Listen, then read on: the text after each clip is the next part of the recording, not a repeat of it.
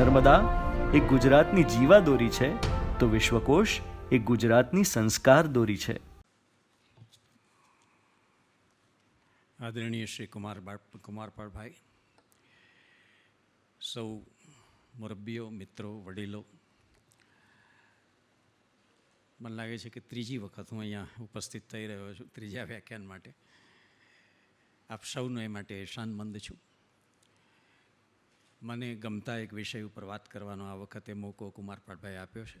અચાનક જ એમણે છાપો માર્યો અને વેદો ઉપર કંઈક વાત કરો એમ કહ્યું હતું, પણ મારી એ માનસિક તૈયારી હતી નહીં. મહાભારતને જરા જુદી દૃષ્ટિથી જોવાનો એક પ્રયત્ન આપણે કરીએ એવા હેતુથી આ વિષય આપણે પસંદ કર્યો.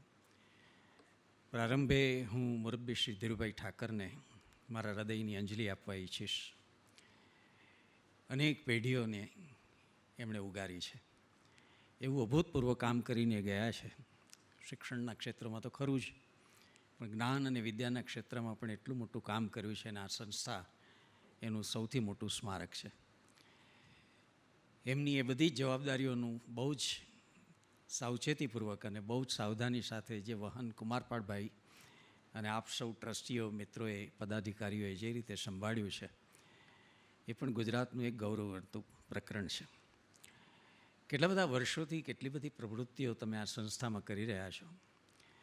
ગુજરાતનો સર્વાંગી વિકાસ થાય, ગુજરાતી પ્રજાનું સર્વતોભદ્રે એવું સરસ મજાનું કલ્યાણ થાય, એ માટેની કળાની હોય, વિજ્ઞાનની હોય, સાહિત્યની હોય, અધ્યાત્મની હોય, કેટલી બધી પ્રવૃત્તિઓ અહીંયા થતી રહેશે.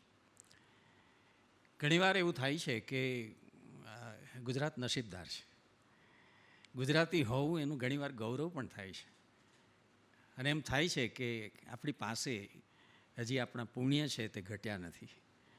આપણા પુણ્ય હજી પણ આપણી પાસે જમા પક્ષે છે. આપ સૌનો હૃદયથી આભાર માનીને આજનો આપણો જે વિષય છે એની વાતનો હું આરંભ કરું છું. આપ સૌ જાણો છો કે કોઈ પણ સાહિત્ય કૃતિ હોય, એ સાહિત્ય કૃતિ છે એની સમીક્ષા પણ થાય, એની તુલના પણ થાય, એનું મૂલ્યાંકન પણ થાય અને એનું અર્થઘટન પણ થાય.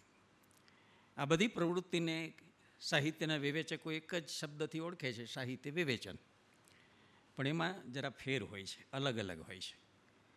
જેને આપણે સમીક્ષા કહીએ છીએ, કોઈ પણ સાહિત્ય કૃતિ છે તેના જે પ્રભાવક તત્વો હોય છે તેનો તમને પરિચય કરાવે, એના ગુણદોષની ચર્ચા કરે, વિચારણા કરે, તેને આપણે સમીક્ષા કહીએ છીએ. અવલોકન પ્રવૃત્તિ તો તમે જાણો છો કે ઉપરથી પસાર થયા અને પ્રથમ દૃષ્ટિએ, પ્રથમ નજરે આપણને જે લાગ્યું એ પ્રતિભાવ, જેમ કે ફિલ્મ રિલીઝ થવાની હોય એ પહેલાં જેમ એનું એક પ્રીમિયર યોજે છે ને એનું એક અવલોકન કરાવી લે છે, પ્રાક અવલોકન, એવી રીતે સાહિત્ય કૃતિનું પણ થતું હોય છે. ત્રીજી પ્રવૃત્તિ તુલનાની હોય છે.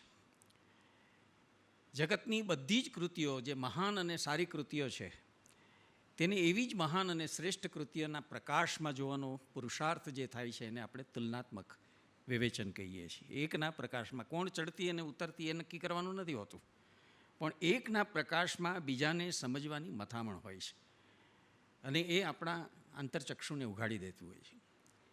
ત્રીજી પ્રવૃત્તિ એ હોય છે કે કોઈ પણ મજબૂત સાહિત્ય કૃતિ છે તે વાસ્તવબોધ કરાવે, સૌંદર્યબોધ કરાવે, મૂલ્યબોધ કરાવે.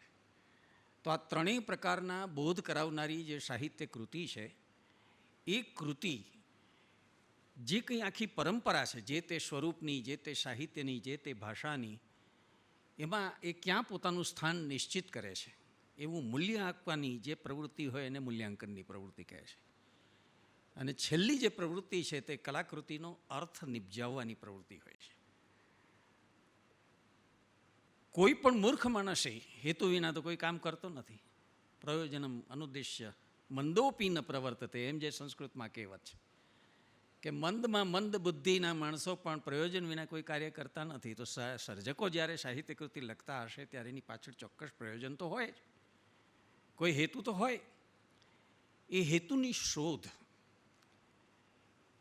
એ ઊંડાણથી પ્રવેશીને એના અર્થને સમજવાની પ્રવૃત્તિ, એને આપણે અર્થઘટનની પ્રવૃત્તિ કહીએ છીએ. અને ઉત્તમ સાહિત્ય કૃતિ એને આપણે કહીએ છીએ કે જે અનેક અર્થોની વાચક હોય.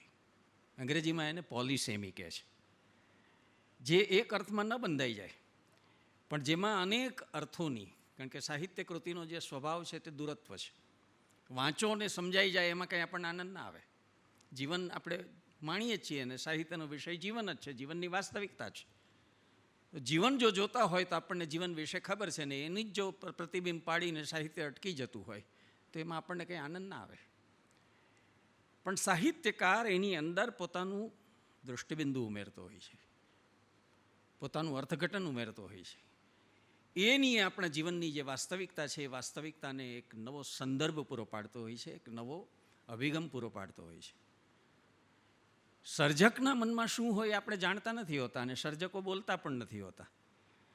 પણ સૂરજની આડે એક વાદળું આવી જાય ને એના કિરણો જે આમ તીરછા ત્રાંસા થઈને ચારે બાજુ પ્રકાશે, એ જે મનોરમ દ્રશ્ય હોય છે, એમ પોતાની કૃતિના અર્થને ઢાંકવા માટેની પ્રવૃત્તિ સર્જક બહુ કરે છે.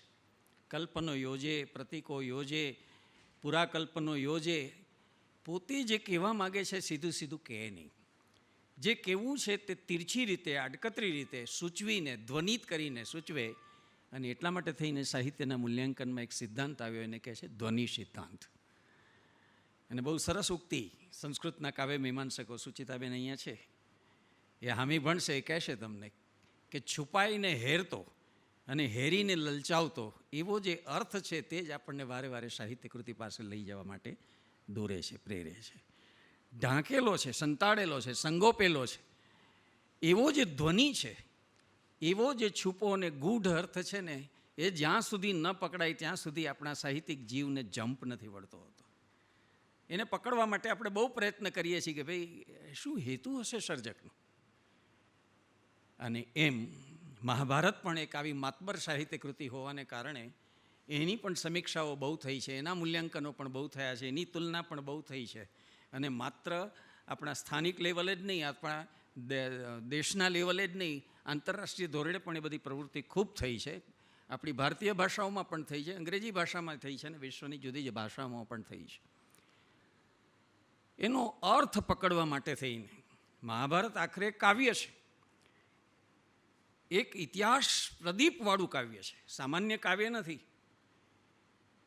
ઐતિહાસિક સત્યને ઉજાગર કરતું, એને અતિક્રમી જતું અને કાવ્ય ખુદ એક ઇતિહાસ બની જાય એ પ્રકારનું આ એક કાવ્ય છે. એટલે ઉમાશંકરભાઈએ તો ખૂબ સરસ લખ્યું છે. મહાભારત ઉપરના 2 લેખો ઉમાશંકરભાઈના આપ સૌએ જોયા હશે, મહાભારતમાં માનવતા અને મહાભારત એક ધર્મ કાવ્ય. તો કેવળ ઉમાશંકરભાઈ નહીં, છેક વૈદિક કાળથી, મધ્યકાળથી, પ્રાચીન કાળથી આ મહાભારત જ્યારથી લોકોના ધ્યાનમાં આવ્યું છે ત્યારથી એના અર્થઘટનો શરૂ થયા છે. સૌથી જૂનામાં જૂનું અર્થઘટન આપણને જે મળે છે તે શ્રીમદ મધ્વાચાર્યનું છે.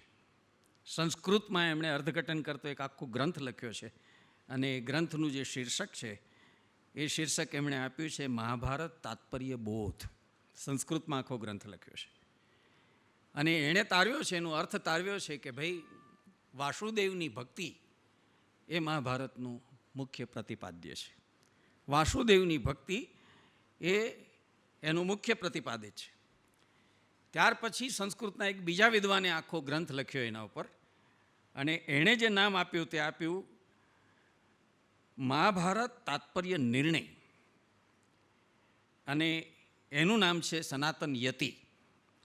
એ સનાતન યતિએ એમ કીધું કે નહીં, હું સંમત નથી મધ્વાચાર્યજી સાથે. મને એમ લાગે છે કે મહાભારતની રચના વેદવ્યાસજીએ જે કરી છે તે એક બહુ જ ઊંડી અને મહત્ત્વની વાત સમજાવવા માટે કરી છે અને એ વાત છે વિદ્યા અને અવિદ્યા વચ્ચેનો ભેદ સમજાવવા માટે.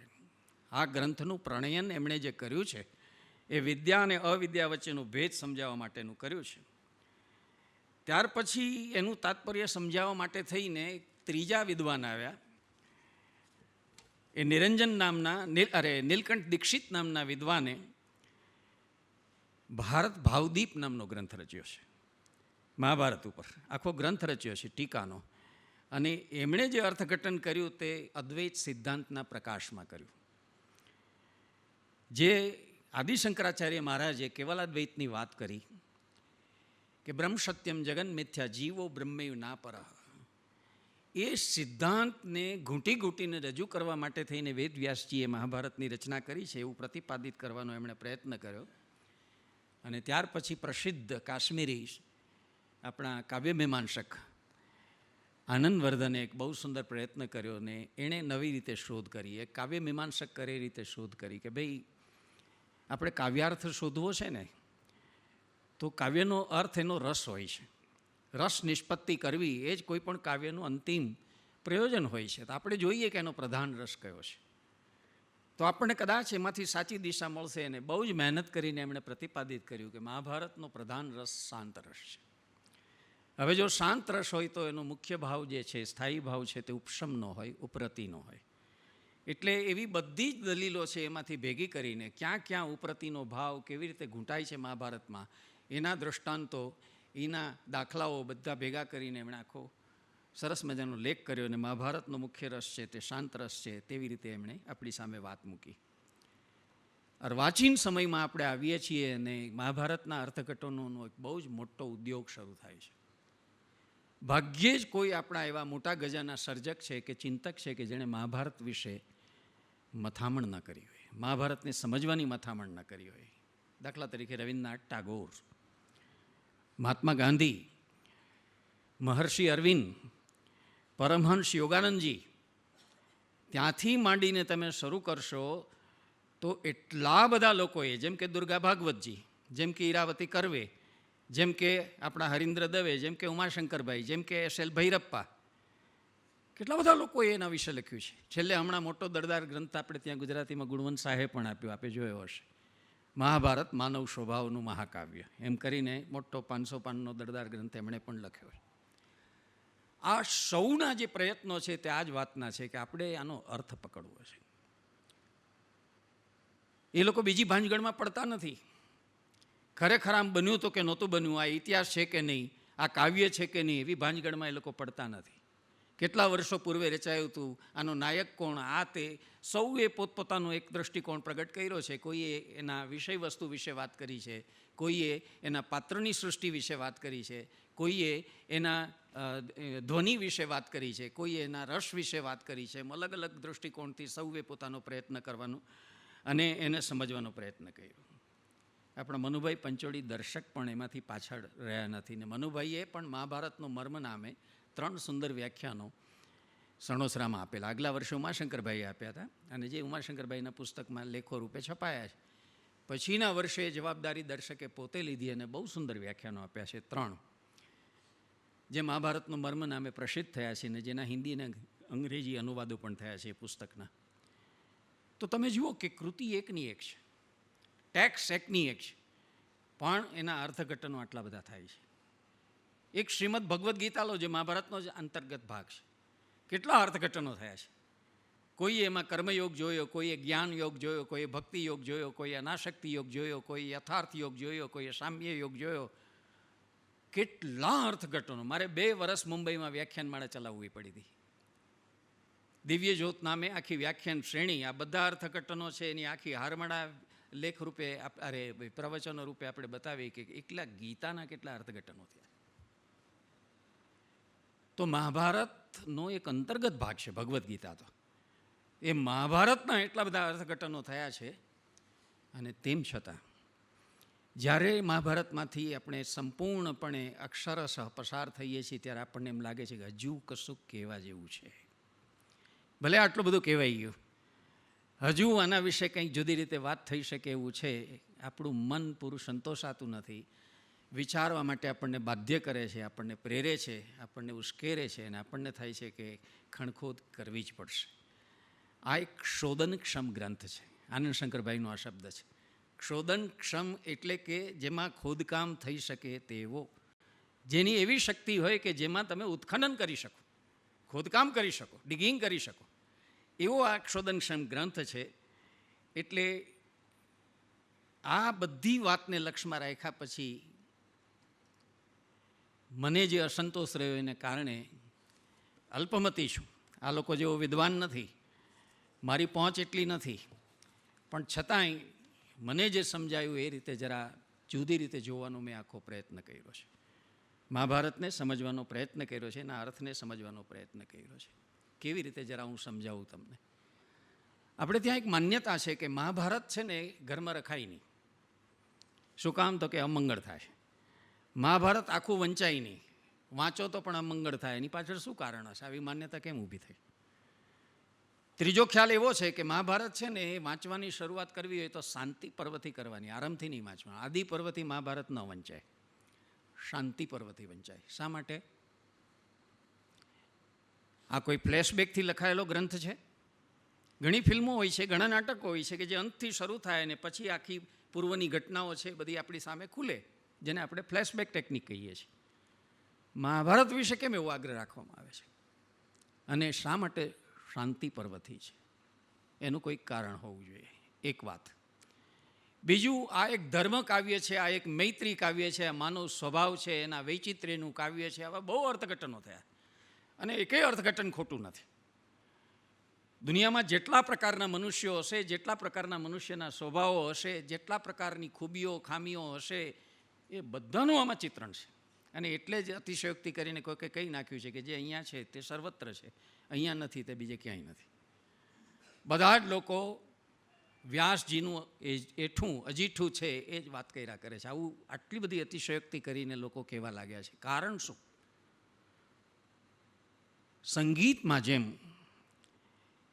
તમે ગમે એટલા તાન લો, ગમે એટલા આલાપ લો, ગમે એટલા સ્વર અને સૂર છેડો, પણ તમારે સમ ઉપર આવવું પડે, વારે વારે સમ ઉપર આવવું પડે. એવી રીતે મહાભારતને સમજવા માટે જે સમ ઉપર આવવું પડે છે એ શાંતિ પર્વ છે. શાંતિ પર્વથી શરૂ કરીને સ્ત્રી પર્વ સુધી તમારે જવું જોઈએ અને પછી તમારે આરંભથી ફરી પાછા ત્યાં આવવું જોઈએ. મહાભારતનું વાંચન હંમેશા શાંતિ પર્વથી શરૂ કરો, સ્ત્રી પર્વ સુધી જાઓ અને ફરી પાછું ત્યાં સુધી પહોંચ્યા પછી વચ્ચેના પર્વો પણ તમે જોઈ લો અને ફરી પાછું જે છે તમે આરંભથી તમે વાંચશો તો મહાભારતનું હાર્દ તમારા હાથમાં આવશે, તમને પકડાશે, તમને થશે કે કંઈક આપણા હાથમાં આવ્યું. અને પહેલી જે કહેતી છે કે મહાભારત આદિથી અંત સુધી ન વંચાય, અમંગળ થાય, એની પાછળનું કારણ પણ આ હશે. શું કામ? શાંતિ પર્વ. મહાભારતના 4 પર્વો તો યુદ્ધમાં જ ખપાઈ જાય છે. આપણે જાણીએ છીએ, ભીષ્મ પર્વ, કર્ણ પર્વ, દ્રોણ પર્વ, શલ્ય પર્વ, આ બધા તો જાય જ છે યુદ્ધમાં. સ્ત્રી પર્વની અંદર પણ પાછળનો વિલાપ છે. 19મા દિવસનું પ્રભાત ઉગે છે અને શું કેટલી ખાના ખરાબી થઈ છે, જાનમાલ મિલકતનું કેટલું નુકસાન થયું છે, બકારી ઉપજાવે, નોશિયા થાય, ઉબકા આવે, એવા યુદ્ધના ભયંકર વર્ણનો છે. આપણે બધું જાણીએ છીએ, કોઈના કપાયેલા હાથ, કોઈના કપાયેલા ધડ. મહાભારતનો અડધો ભાગ આ યુદ્ધ કથા રોકે છે, અડધાથી વધારે ભાગ આ યુદ્ધ કથા રોકે છે. અને છતાં મહાભારત યુદ્ધની કથા નથી. શું કામ લખી હશે? વ્યાસજીએ શું કામ લખી હશે? ક્યારે લખી હશે? શેને માટે લખી હશે? કોણ છે આ વ્યાસજી? આ વ્યાસજી એના સર્જક પણ છે અને એની અંદર રોલ ભજવનાર, કિરદાર ભજવનાર એક પાત્ર પણ છે. 5 પેઢીઓ એને નજરો નજર નિહાળી છે, પોતાની 5 પેઢીઓ, શાંતનુથી માંડી અને જન્મેજય સુધી.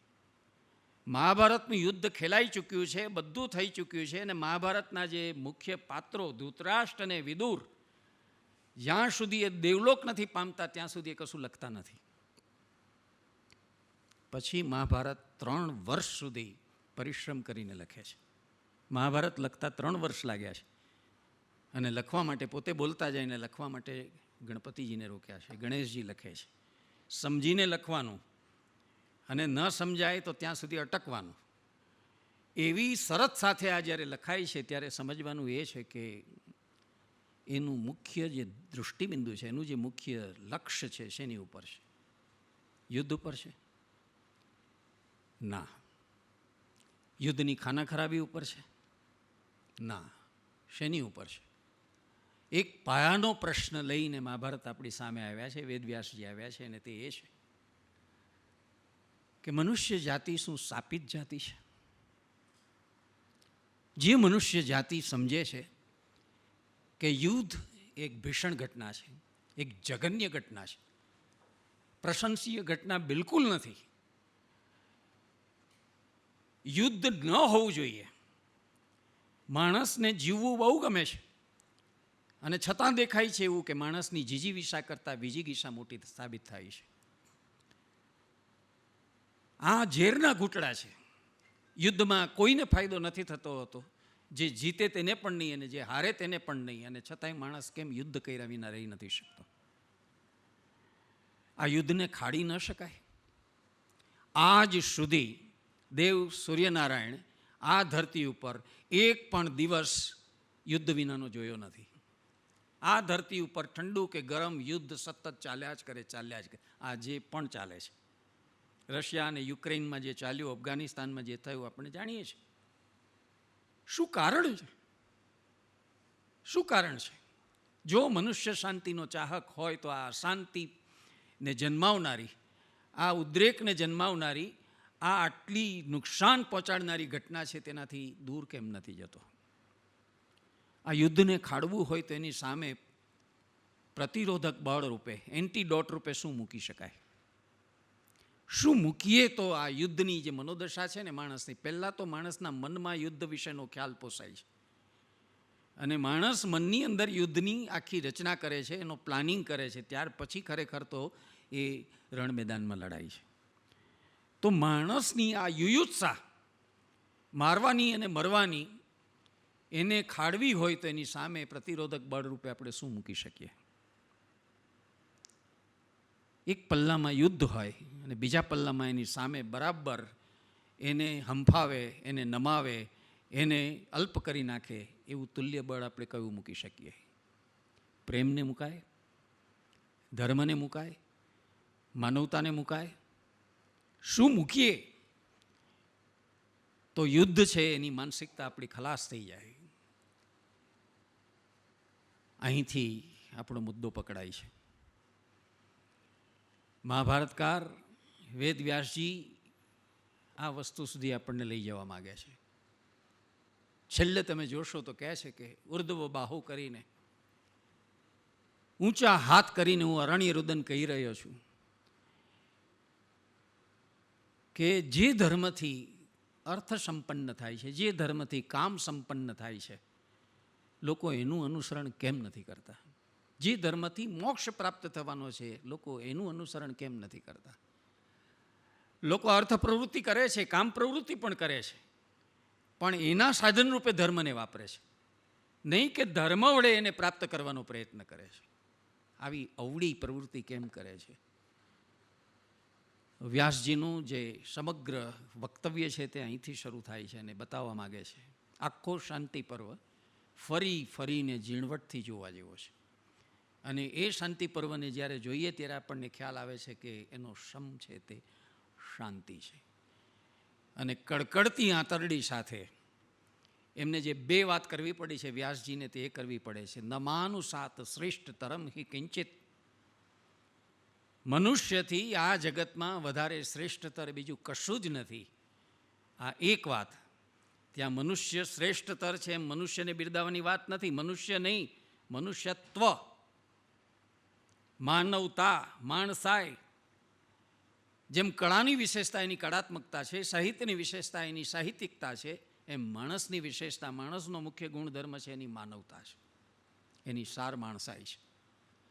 માણસ પોતાની સાર માણસાઈ છે તે ગીરવે મૂકી દે, તે નકામી ક્યાંક ફેંકી દે અને માણસ આ પ્રકારનું વર્તન કરે, આવું હિજકારી વર્તન, અને એ પણ સમજુ, શિક્ષિત, સારા કુળમાં જન્મેલા, અને એવા બધા માણસો જ્યારે કરે ત્યારે આપણે શું સમજવાનું?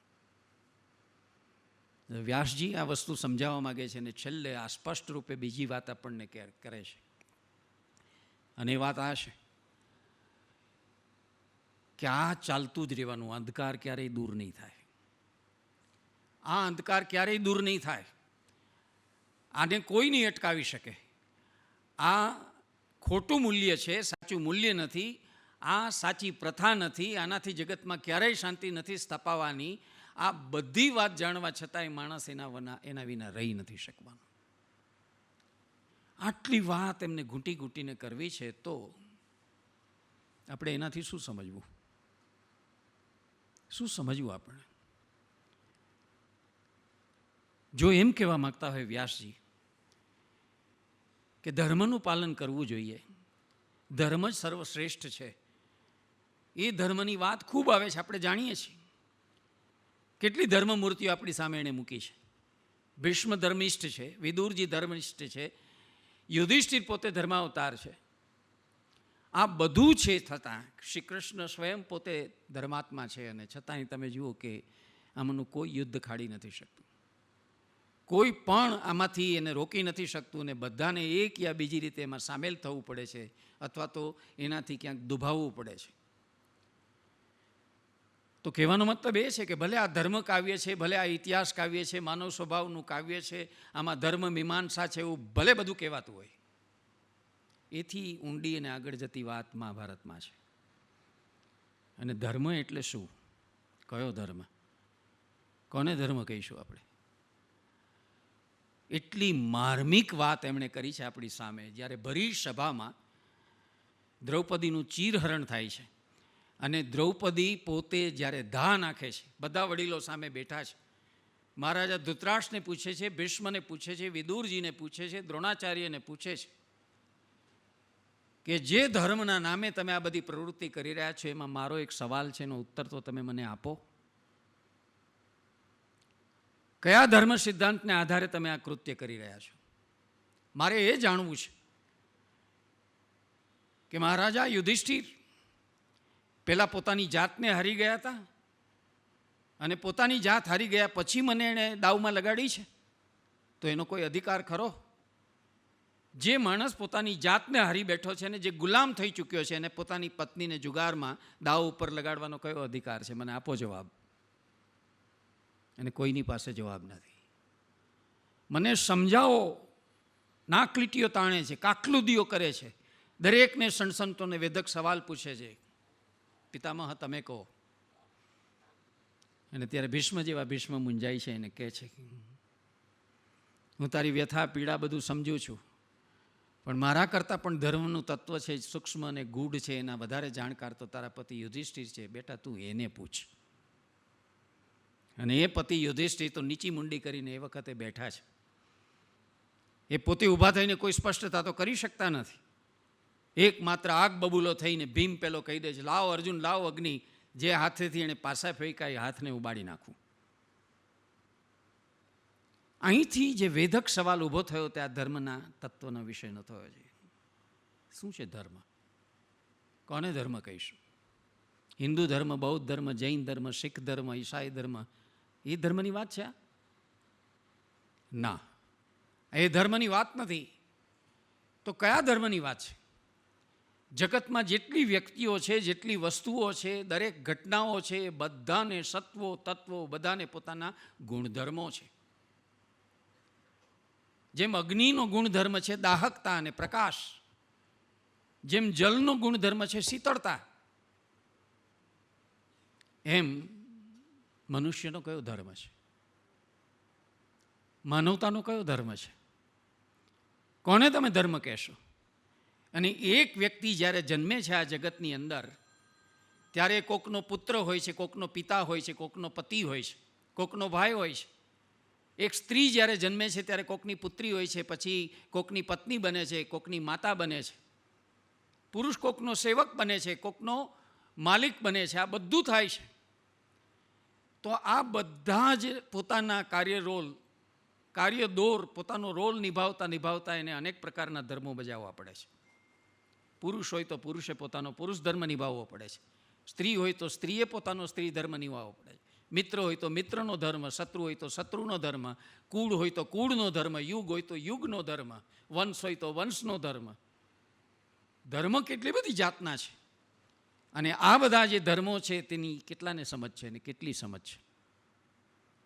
આ બધા ધર્મોનું પાલન આપણે કરવું પડે છે. અને આપણો સૌનો અનુભવ છે કે એક સરેરાશ મનુષ્ય તરીકે આપણે આ બધા ધર્મોનું પાલન કરવા જઈએ છીએ ત્યારે આપણે પણ બહુ જ દુવિધામાં પડી જઈએ છીએ.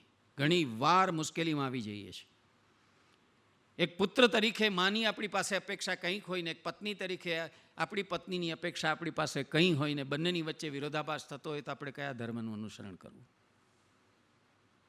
માને પ્રસન્ન કરવા માટે આપણો પુત્ર ધર્મ નિભાવવો કે પત્નીને ખુશ કરવા માટે આપણે પતિ ધર્મ નિભાવવો?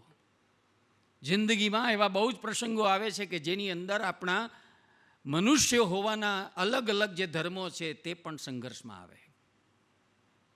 અને આ જગતનો નિયમ છે કે માત્ર બે વ્યક્તિ બે હોવાને કારણે પણ સંઘર્ષને કારણ છે. સંઘર્ષ રહેવાનો. સૌથી નિકટના સંબંધો પતિ પત્નીના છે ને છતાંય આપણે જાણીએ છીએ કે પતિ પત્ની વચ્ચે પણ મન ઊંચા થાય છે અને વાસણ ખકડે છે. આટલો નિકટનો અને આત્મીય સંબંધ હોવા છતાંય કેમ આમ બને છે? એવા કેટલા બધા પ્રસંગોનું નિરૂપણ વ્યાસજીએ મહાભારતમાં કર્યું છે. અને એવી જ્યારે કસોટીના પ્રસંગો આપણા જીવનમાં આવે ત્યારે આપણે કેવી રીતે નિર્ણય લઈ શકીએ? ધર્મ પાલન એ સહજ વાત છે. જેમ ભગવદ્ ગીતામાં વારે વારે કીધું, આપણા દર્શનો વારે વારે એક વાત ઘૂંટીને કહે છે, કર્મની ગતિ ઘણી ગહન છે. એમ ધર્મની ગતિ પણ અતિ ગહન છે. ક્યારે કયા સંજોગોમાં કયો ધર્મ એ નક્કી કરવાની આપણી કેટલી શક્તિ, આપણી કેટલી તાકાત કે ઓકાત છે. આપણે વિચારીને લઈએ છીએ ભગવાને બધાને બુદ્ધિ આપી છે, પણ વિવેક બુદ્ધિ જેને મહત્તત્વ કહે છે એનો ઉપયોગ કેટલા લોકો કરે છે? આજે જેને રેશનાલિઝમ કહીએ છીએ એનો ઉપયોગ કેટલા લોકો કરે છે? આ નથી કરી શકતા આપણે. જો કરતા હોત તો ગાંધીજીને પેલું તાવીજ આપવાની જરૂર ન પડી હોત. ગાંધીજીએ તાવીજ આપ્યું છે. આપણા પાઠ્યપુસ્તક મંડળના બધા પુસ્તકોમાં પહેલે પાને છાપે છે આપણી સરકાર કે જ્યારે પણ જીવનમાં કોઈ પણ નિર્ણય તમે લો ત્યારે તમારા નિર્ણયની અસર તમારા જીવનમાં, તમારા કૌટુંબિક જીવનમાં, તમારા સમાજમાં, તમારા પર્યાવરણમાં, તમારા દેશમાં બધે પડવાની છે. નિર્ણય લેતા પહેલાં 100 ગરણે ગળો અને સમાજની છેલ્લામાં છેલ્લી જે વ્યક્તિ છે એને કાંઈ નુકસાન નહીં થાય ને એને નજરમાં રાખીને નિર્ણય લો. કરીએ છીએ આપણે આ? કોણ નિર્ણય લેતા પહેલાં આવું 7 ગણે ગળે છે? જે મહત્તત્વ, જે વિવેક બુદ્ધિ આપણને આપી છે, વિવેકનો તો આપણે ઉપયોગ નથી કરતા. એટલે તો આદિ શંકરાચાર્ય મહારાજને આવડો મોટો ગ્રંથ લખવો પડ્યો, વિવેક ચૂડામણી. આપણામાં મોટામાં મોટો માણસ તરીકેનો કોઈ પણ અભાવ હોય ને આપણું અજ્ઞાન હોય તો આ વિવેકનું અજ્ઞાન છે. સત્ય શું છે ને મિથ્યા શું છે, નિત્ય શું છે ને અનિત્ય શું છે, શાશ્વત શું છે ને નશ્વર શું છે, આત્મા શું છે ને અનાત્મા શું છે, શ્રેય શું છે ને પ્રેય શું છે, એની વચ્ચેનો વિવેક આપણે નથી કરી શકતા. એને પરિણામે તો જીવનમાં દુઃખો છે. આનું નામ જ અજ્ઞાન છે. તો પ્રત્યેક વ્યક્તિના જીવનની અંદર આવા ધર્મો જ્યારે પરસ્પર ટકરાય છે ત્યારે નિર્ણય લેવાનું કામ બહુ જ આકરું હોય છે. અને મિત્રો, આપણે બધા જાણીએ છીએ કે life is nothing but a series of decisions or series of selections. Perpetual જો કોઈ પ્રશ્ન હોય લાઈફની સામે તો ડગલે અને પગલે તમારે નિર્ણયો લેવા પડે છે. ડગલે અને પગલે તમારે પસંદગીઓ કરવી પડે છે. હમણાં પરણું કે ન પરણું, આ લાઈનમાં જાઉં કે આ લાઈનમાં જાઉં, કોમર્સમાં જાઉં કે સાયન્સમાં જાઉં, મારે આ છોકરાને પસંદ કરવો કે આ છોકરીને, ડગલે ને પગલે. અને એ વખતે આપણે ફંબલ થઈએ છીએ, ડગુમગું થઈએ છીએ, જલ્દી નિર્ણય લઈ શકતા નથી. આપણા નિર્ણયને મોકૂફ રાખીએ છીએ. વાંચતું ગાજતું આવશે ત્યારે જોઈશું, આપણી નીચે રેલો આવશે ત્યારે જોઈશું, ત્યાં સુધી આપણે એને પોસ્ટપોન કરતા જઈએ છીએ. અને એક્ઝિસ્ટન્શિયાલિઝમ કહે છે એમ, અસ્તિત્વવાદ આ મુદ્દો બહુ સૂક્ષ્મતાથી છણે છે. જ્યારે જીવનમાં યોગ્ય ક્ષણે તમે નિર્ણય નથી લેતા ત્યારે તમે જ્યારે નિર્ણય લેવાનું મોકૂફ રાખો છો અથવા તો પોસ્ટપોન કરો છો ત્યારે તમારી સમસ્યા ઓર ઘેરી બનતી જાય છે, ઓર તીવ્ર બનતી જાય છે. જેમ તક જીવનમાં આવે ત્યારે એને ઓળખી લેવી ને વધાવી લેવી એ જેટલું અગત્યનું છે, તેમ નિર્ણય જ્યારે યોગ્ય ક્ષણે લેવાનો હોય ત્યારે લેવાનો જ હોય. અને એ વખતે વિવેકપૂર્વક નિર્ણય લેવાનો હોય, તમે ન લો તો નુકસાન સરવાળે તમને જ થવાનું હોય. આ નિર્ણય લેવામાં આપણે બહુ જ કાચા ઉતરીએ છીએ. અને વિશ્વના સનાતન નિયમમાંનો એક નિયમ એ છે કે તમારી જિંદગી છે એ કસોટીની હારમાળા છે. સતત કસોટી કરતી રહેવાની. તમારા જીવનમાં બધા પ્રસંગો આવવાના છે અને સૌથી વધારે તમે જેને ધાર્મિક સમજતા હોય એની કસોટી સૌથી વધારે થવાની. ચાહે યુધિષ્ઠિર હોય, ચાહે દ્રૌપદી હોય, ચાહે સીતા હોય, ચાહે રામ હોય, ચાહે દમયંતી હોય. જે લોકો આ પ્રકારે ધર્મ તત્વને સમજવાની મથામણ કરે છે એની કસોટી, ભીષ્મનું ઉદાહરણ તમે લઈ લો, વિદુરનું ઉદાહરણ તમે લઈ લો. વ્યાસજી પોતે અંતરની અંદર કેટલા બધા અત્યંત વ્યથિત થયા છે. પોતાની નજર સામે 5 પેઢીઓ છે તે અંદર કપાઈ મરી. કેટલી વાર સમજાવટ કરી, કેટલી વાર ખુલાસા આપ્યા, કેટલી વાર દિલાસો આપ્યો. પાણી ઉપર પથ્થર, અરે પથ્થર ઉપર પાણી. તમે જુઓ, કોઈ સમજવા તૈયાર નથી. કોઈ આ વાત સમજવા તૈયાર નથી, બધું નકામું જાય છે. અને એટલે બચારાને હાથ ઊંચા કરીને કહેવું પડ્યું છે. એ કહે છે કે આમ જ ચાલશે, અંધકાર યુગો આવતા જ રહેશે, તમારા મૂલ્યોનો હ્રાસ થતો જ રહેશે, યુદ્ધો લડાતા જ રહેશે, શાંતિ એક દુઃસ્વપ્ન છે. મનુષ્યનું એક મુખ્ય સ્વપ્ન છે. અને છતાંય આપણે કોઈ ગુજરી જાય ત્યારે ખરખરાનો પત્ર લખીએ છીએ, એમાં છેવટે લખીએ છીએ એના આત્માને શાશ્વત શાંતિ મળે. એનો મતલબ જ એ છે કે જ્યાં સુધી જીવતા હતા ત્યાં સુધી અશાંત જ હતા. અહીં શાંતિ મળી જ નથી. હવે એના આત્માને શાંતિ મળે એવી પ્રભુને આપણે વિનંતી કરીએ છીએ. એ હકીકત છે. જીવન કઈ શાંતિ તમને આપે છે?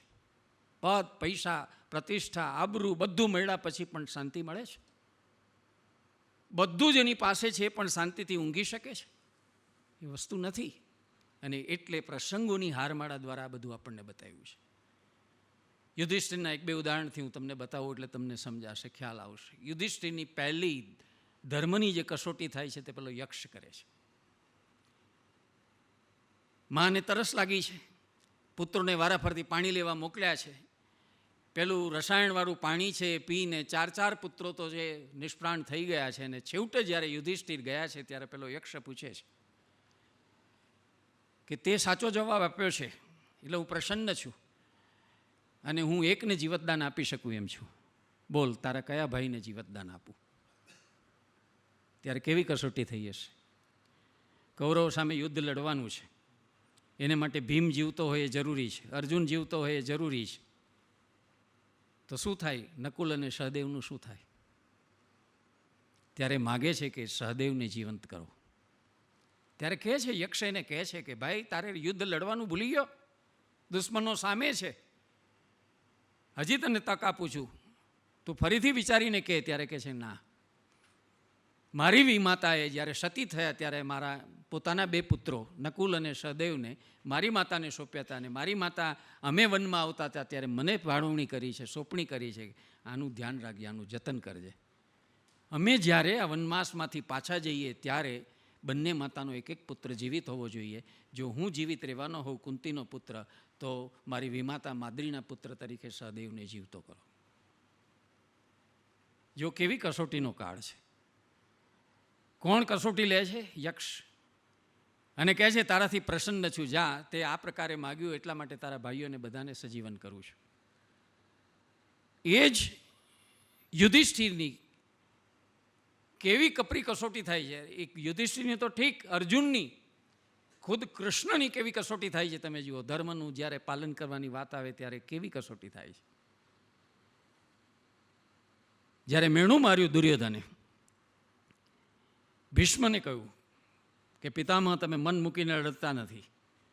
તમે જો મન મૂકીને સાચે અર્થમાં લડતા હો તો અત્યારે કચ્ચર ઘાણ નીકળી ગયો. 8-10 દિવસ થયા આજ સુધી એક પણ મહારથી છે તે પાંડવની સેનાનો મર્યો નથી. મારે શું સમજવું? અને ત્યારે કહે છે આજે જોજે મારું પરાક્રમ. અને ભીષ્મ જે અમોઘ પરાક્રમ દાખવે છે, કેટલું સૈન્ય એનો જ્યારે નાશ કરવા માંડે છે ત્યારે હાહાકાર મચી જાય છે. ભીષ્મ હોય ત્યાં સુધી હું યુદ્ધમાં નહીં આવું. ભીષ્મ કર્ણને મહારથી તો નહીં, અર્ધરથી પણ નથી ગણતા. અને જ્યાં સુધી ભીષ્મ છે ત્યાં સુધી કર્ણ નથી પ્રવેશ્યો યુદ્ધમાં.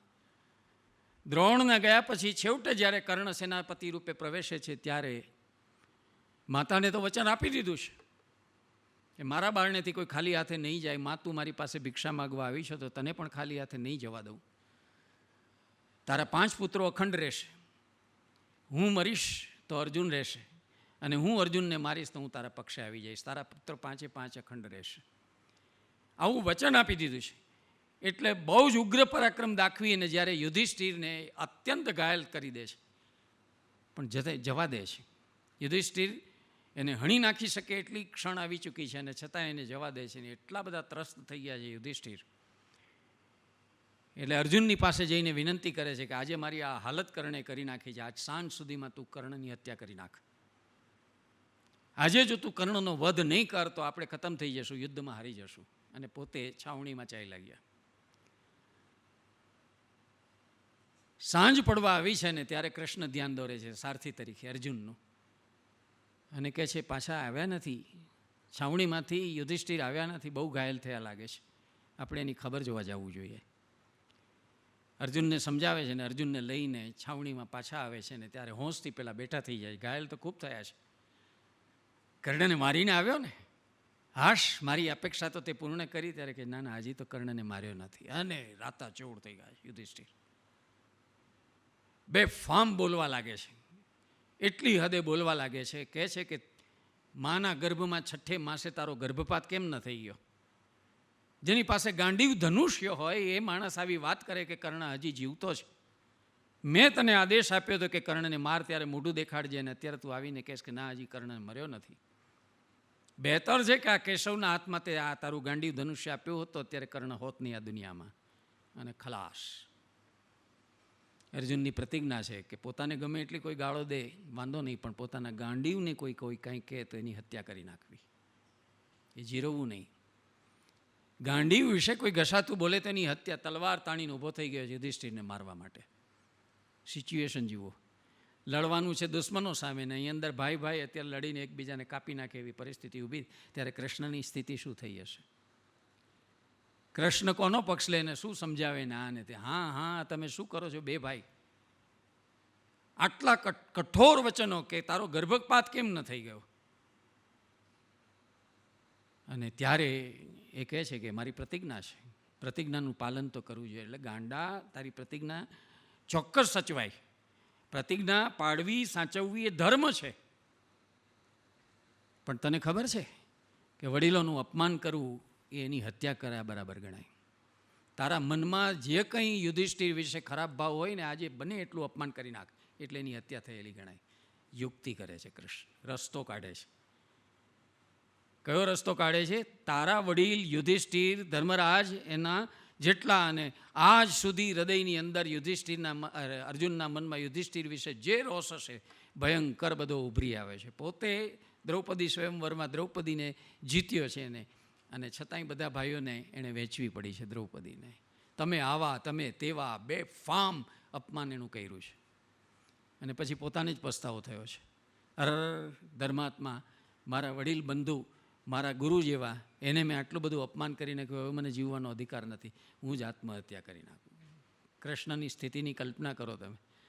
પહેલાં યુધિષ્ઠિરને મારવા તૈયાર થઈ ગયો છે, હવે પોતે મરવા તૈયાર થયો છે. ત્યારે કહે છે કે હવે હું જીવી જ ન શકું, મારે શું કરવું? ત્યારે કહે છે, ગાંડા, તને ધર્મ સમજાવું છું. ધર્મ એ છે કે માણસ પોતે પોતાની પ્રશંસા કરે ને એ પોતાની હત્યા કરી આ બરાબર ગણાય. તું તારી પોતાની પ્રશંસા કરવા લાગ એટલે તારી હત્યા થઈ ગઈ, તારી આત્મહત્યા થઈ ગઈ. એટલે અર્જુન પોતે પોતાની પ્રશંસા, હું આમ, હું તેમ, હું આવો બાહોશ, હું આવો શૂરવીર, હું આવો પરાક્રમી, મેં આ પ્રકારના શસ્ત્રો, દિવ્ય શસ્ત્રો અસ્ત્રો મેળવ્યા, મેં આટલી તપશ્ચર્યા કરી, મેં આ કર્યું, મેં આ કર્યું, મેં આ કર્યું. તમે જુઓ કેવી નાજુક ક્ષણો આવે છે. ગૌતમ ઋષિ, એની પત્નીએ ધર્મનું અતિક્રમણ કર્યું. ગુસ્સે થઈ ગયેલા ગૌતમ ઋષિએ આદેશ દઈ દીધો પુત્ર ચિત્કારીને, તારી માતાનો વધ કરી નાખ. એણે ધર્મનું અતિક્રમણ કર્યું છે અને પોતે પ્રવજ્યા કરીને નીકળી ગયા. પેલો વિચારે છે ચિત્કારી કે એક બાજુ પિતાએ જે આદેશ કર્યો છે એનું પાલન કરવું મારો ધર્મ છે પુત્ર તરીકે, બીજી બાજુ માતાનું રક્ષણ કરવું પુત્ર તરીકે મારો ધર્મ છે કે માતાની હત્યા ન કરાય એનું રક્ષણ કરવું જોઈએ. મારે શું કરવું? જીવનમાં આવી ક્ષણો બધાને આવે છે. કયા ધર્મનું પાલન કરવું? પિતાના પુત્ર તરીકે કે માતાના પુત્ર તરીકે?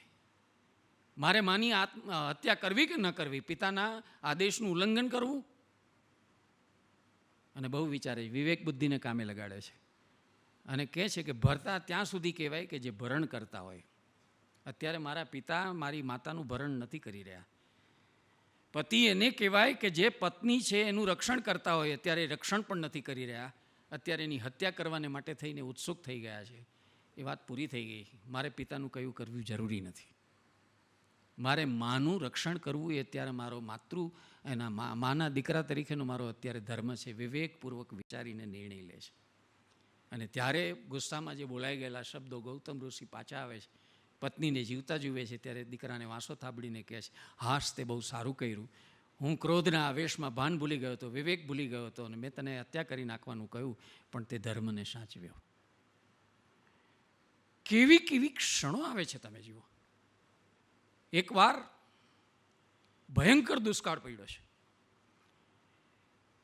વરસાદ થયો જ નથી, એક પછી એક ઋતુ નકામી ગઈ છે, અનાજના કણ ક્યાંય નથી, ભૂખ્યા ડાંસ જેવા થઈ ગયેલા વિશ્વામિત્ર ચારે બાજુ જાવા મારે છે ભૂખ સંતોષવા માટે.